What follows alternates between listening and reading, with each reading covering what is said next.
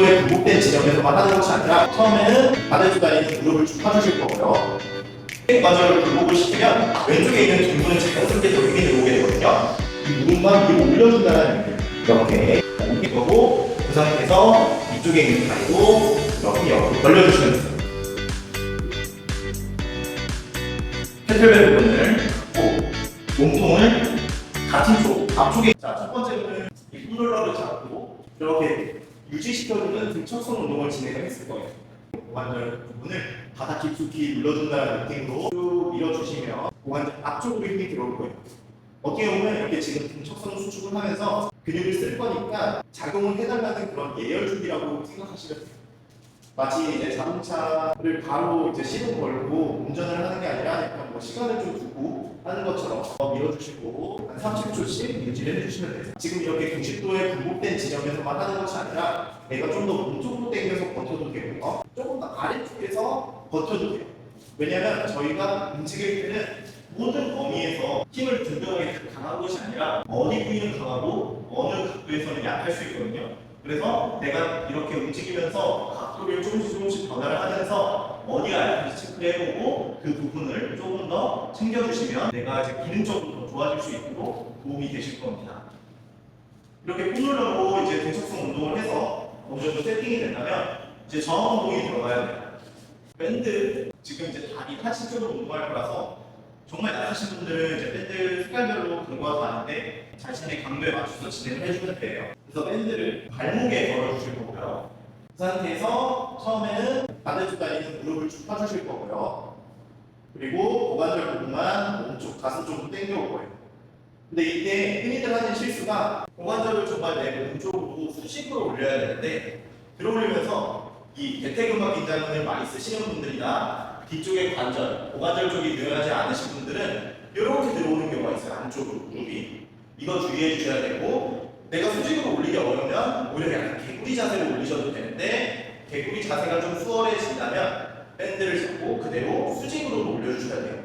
방금은 이제 누워서 보여드렸는데 누워서 하는 동작이 수월해진다면 결국에 저희는 서서 다니는 동물이기 때문에 제자리에 서서 마찬가지로 정말 고관절을 올릴 수 있는 만큼 고관절 반대쪽에 우측의 고관절을 굴곡을 시키면 왼쪽에 있는 둔부는 자연스럽게 더 힘이 들어오게 되거든요. 그래서 앞쪽 힘도 들르면서 뒤쪽 힘도 같이 들릴 수 있고 이게 곧 저희의 보행 패턴입니다. 고관절에 불편함이 있으신 분들이 어떻게 보면 보행 패턴 자체도 무너져 있을 가능성이 높기 때문에 누워서 끝내는 게 아니라 서서도 이렇게 밴드 운동을 해주시면 더더욱 효과적인 운동이 되실 겁니다.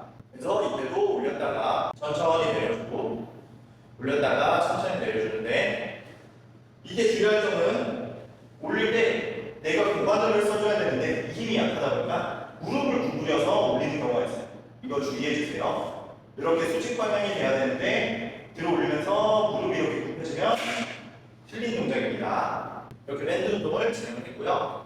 다음은 옆에 있는 중둔 운동을 해줘야 되는데 저희가 서거나 걷거나 활동을 할 때 제자리에 서서 잡아줄 수 있는 서 있을 때 안정성을 잡아주는 핵심적인 근육이에요. 그 근육들을 강화를 시켜볼 건데 크레운쉘이라는 동작을 먼저 진행을 할 건데 옆으로 편하게 누워주시면 되고요. 이 고관절의 각도는 이게 90도라면 약 45도 정도 그리고 무릎은 90도 굴복해 주시면 되고요. 그 상태에서 이 발꿈치 있죠? 발 뒤꿈치는 서로 붙여주실 거고요. 앞쪽꿈치는 떨어져도 상관없으세요. 그래서 크레운쉘이 조개 껍데기가 입을 벌린다는 모양이에요. 그래서 그 상태에서 이 골반은 앞뒤로 흔들리지 않을 거고요. 딱 제자리 유지해 주실 거고 항상 골반으로 다시 진행해 주시고요. 그대로 쭉 이 무릎만 위로 올려준다는 느낌. 이렇게. 자, 이게 이제 수월해지신다면 마찬가지로 무릎 사이에 밴드를 껴서 진행을 해주셔도 되고요. 이것도 괜찮아졌다. 그러면 다리를 일자로 펴줘야 돼요. 이것도 마찬가지로 다리가 일직선상에 위치해줘야 되는데 이게 앞쪽으로 위치해주면 옆으로 들어 올려줘야 되는데 이렇게 들고 올려주게 되면 아까 말씀드렸던 것처럼 중둔근이 아니라 중둔근의 보조근육이 대퇴근막 긴장근의 근육의 강화가 되기 때문에 이 점 꼭 주의해 주시고요. 마찬가지로 아까처럼 누워주시고 이쪽 다리만 일자로 쭉 뻗어주시고 엄지발가락 부분이 바닥으로 떨어지지 않게 올려주시고 그 상태에서 옆으로 들어 올려주시면 엄지발가락이 떨어지지 않게 유지를 하기 때문에 중둔근과 플러스 뒤에 있는 대둔근까지 강화가 됩니다. 그래서 잘 되고 있으면 여기가 엄청 뻐근하고 때리고 싶을 만큼 힘이 많이 들어갈 거예요. 그럼 굉장히 잘한 건데 내가 옆쪽에 힘이 들어가거나 혹은 앞쪽 허벅지에 힘이 들어가거나 뭐 뒷벅지에 힘이 들어가거나 그러면 다리를 뻗고하는 게 아니라 무릎을 구부린 상태에서 먼저 해주시면 됩니다. 자, 그리고 중둔근 운동을 이제 방금 더 했잖아요. 조금 더 이제 체간의 안정성을 잡고 중둔근 운동을 같이 진행을 해볼 건데 사이드 플랭크 동작 마찬가지로 몸 일직선 팔꿈치 어깨선상 수직선상에 위치해 주실 거고요. 옆에 엉덩이 들어 올리실 거고 그 상태에서 위쪽에 있는 다리도 이렇게 옆으로 벌려주시면 되세요. 그러면 결국에 이제 밑에 있는 바닥에 있는 다리도 고관절에 벌리기 때문에 중둔근의 운동이 같이 되면서 위쪽을 같이 벌려주면 부하가 더 높아지면서 바닥에 있는 중둔근도 힘이 같이 들어가고요. 어깨 안정성도 좋아지고요. 몸통의 안정성도 같이 좋아질 수 있기 때문에 체간의 안정성도 운동을 하겠다 혹은 이전 동작들이 할 때 불편함이 없으면 이렇게도 운용을 해보시면 굉장히 좋을 것 같습니다. 누운 상태에서 했고 옆으로 누워서 세팅이 됐으니까 제자리에 서서 스쿼트 동작을 해야 되겠죠. 제가 이제 만나봤던 환자분들이 대부분 이제 스쿼트 동작을 할 때 고관절 앞쪽으로도 불편함이 느껴지다 보니까 고관절 깊게 올라오고 이제 무릎이 안 빠진다든가 상체가 이렇게 구부려지게 되는 거죠. 왜냐면 이 고관절의 경첩 동작이 잘 되지 않기 때문에. 그래서 고관절 경첩 동작을 먼저 알려드리면 벽 같은 데 있으면 벽에 20cm 정도 띄어서 있어주시고 이 폰을 양쪽 손 부분에 둘 거예요.